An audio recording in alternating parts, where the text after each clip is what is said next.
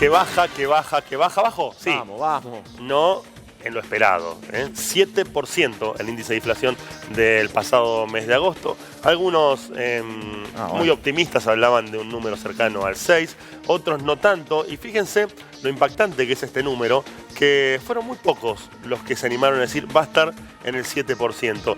Mariano Gorodich nos decía en el vecino canal de Bravo TV el otro día, yo fue el único que lo escuché, todos te decían iba a estar en el 6,5, en el 6,7. Nadie se animaba a vaticinar este número, que terminó siendo el que ya previamente más o menos se estipulaba que podía llegar a contemplar los aumentos y que tiene mucha lógica, porque la lógica está basada en lo que vos ves todos los días cuando vas al supermercado, claro, en el aumento de los alimentos, en el aumento de esa canasta básica, aumento de servicios, que recordemos que el aumento de los servicios también va a empezar a impactar mucho más a partir del mes de octubre, ¿sí? Atención con este dato, que todavía en septiembre no se va a estar visualizando tanto porque las facturas se empiezan a pagar recién en octubre.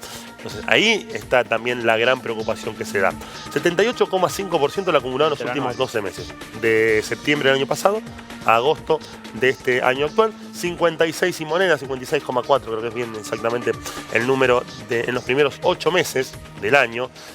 Que si empezamos a vaticinar... 56,4. 56,4. Si vaticinamos, nos quedan 4 meses del año para llegar a ese 100% del cual se habla, y que yo digo que no me dan los números. No da. Ya no están descabellados. Pero tenemos que hablar de una cifra del 8-9% promedio mensual de acá al final.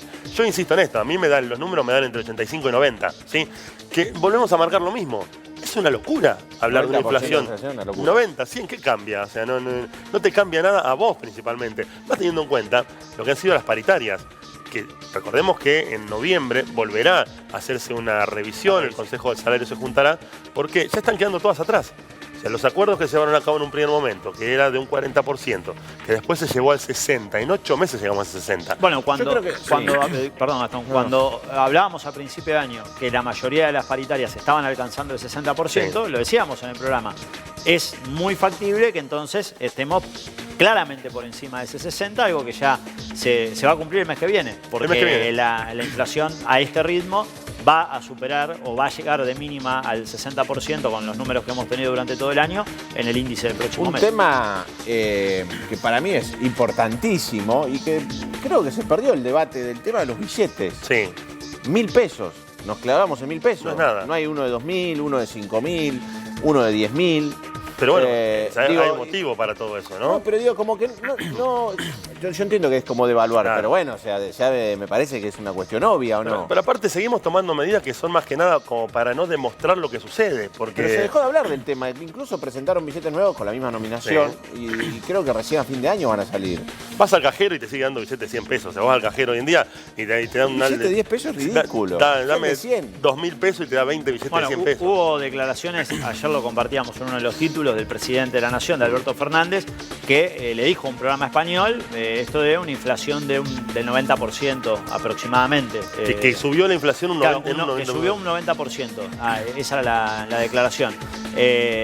Y de hecho todo surge en la entrevista de una pregunta sobre la inflación, porque en Europa están alertados, España está en su máximo pico inflacionario de los últimos 30 años, lo mismo ocurre en Reino Unido, uno se queda en América y va al norte, en Estados Unidos también son números récord. Entonces ahí sí, lo que me parece aún más lógico de este número, no porque esté bien, pero que no nos sorprende, es que si vos tenés ya un problema de base inflacionario de distintas gestiones que lamentablemente no pueden resolver, y ahora un contexto mundial absolutamente agravado, primero por lo que fue la pandemia y después por la guerra, que es evidente hasta en la cuestión energética que estamos viendo en Europa, tiene coletazos que después van a repercutir en la inflación de países que son mucho más previsibles y que nos parecen tan lejanos. Si comienzan esos problemas, ¿cómo no sumar algún coletazo a lo que es la economía nuestra? Que alguien estornuda y nos enfermamos todos, ¿no? En Argentina. Digamos, por eso, la pandemia, la guerra, ¿qué más después? No, pero por eso es contrafáctico pensar en que vaya a bajar. Pero ¿sabes qué pasa, Mati? También que la sensación que tengo yo es que, bueno, en Europa, en Estados Unidos están diciendo, bueno, el tema es la guerra, es la pandemia. O sea, hay cosas bien puntualizadas y hasta te lo pueden explicar. Acá siempre tenemos una excusa. La guerra, la pandemia, cuando no era pandemia, que se fue un ministro de Economía, cuando no es eso, otra. Siempre tenemos, para mí, una excusa para justificar los grandes de manejo, porque en Europa están hablando de una economía en una crisis total con un 10% de inflación interanual. Acá lo tuvimos casi en un mes. Claro, para ellos es un montón igual porque es un fenómeno en el que en general no tienen problema con eso. A lo que voy después volviendo a nuestro país, lamentablemente, a esta situación que se agrava. Y que además siempre el que más pierde es el que menos tiene, porque es el primer gran afectado. Sí, acá también se refleja en un descontrol de precios también. Bueno, en Europa no ahí están así. Está el punto. En la entrevista esta que le realizaba en un medio español a Alberto Fernández, le preguntaban sobre los controles de precios y los precios cuidados, porque es algo que están evaluando implementar en España. Y ahí está también lo paradójico, porque quien hablaba es el jefe del Poder Ejecutivo, es el presidente de la Nación, y él hacía una evaluación de que el problema acá tiene que ver con que los formadores de precios son un grupo selecto, que eso es verdad, ocurre hace mucho tiempo, y que es uno de los problemas que hay en estas políticas que después no se terminan de desarrollar a full. El tema es que muchas veces escuchamos a los políticos, incluso quienes están en el Poder Ejecutivo de turno, el gobierno actual, el gobierno anterior, dando hasta buenos diagnósticos, pero la cuestión es que después no se puede resolver en la práctica. Por ejemplo, esto de los descontrol de precios que hablaba recién Gasti, tengo que comprar los amortiguadores de la camioneta, ¿sí? Delantero. Digo, ¿cuánto cuesta el mecánico? No tengo idea, me dice. ¿Sabes qué? Mira, te voy a dar 5 lugares.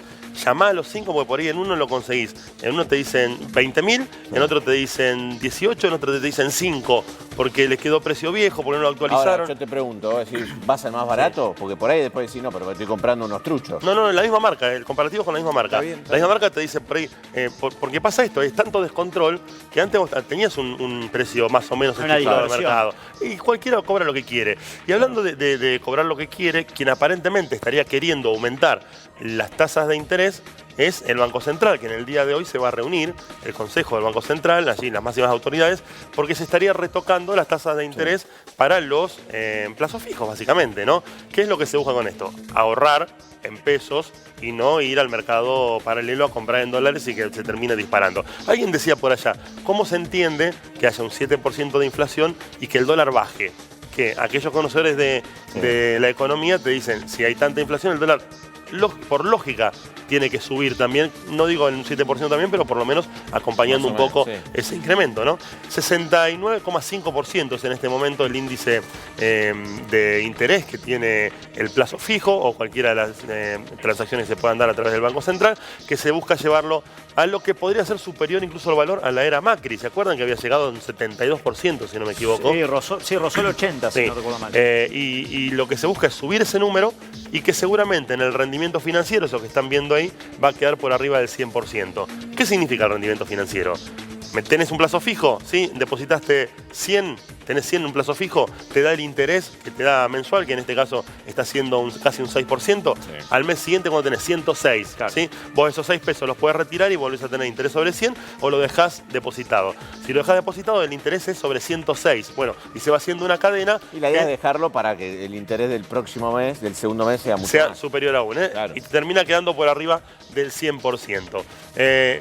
Como último y para cerrar ya, si sube el interés en lo que es plazo fijo y demás como ahorro, no se te ocurra, pero ni lo pienses, financiar la tarjeta de crédito con el pago mínimo, ni tampoco sacar un crédito personal. Porque si estamos hablando de casi un 80% del interés al plazo fijo, siempre eso, vos a la hora de un crédito personal lo tenés que multiplicar por 3. Estaríamos hablando de un interés para un crédito personal aproximadamente del 200%, ¿sí? Anual estamos hablando.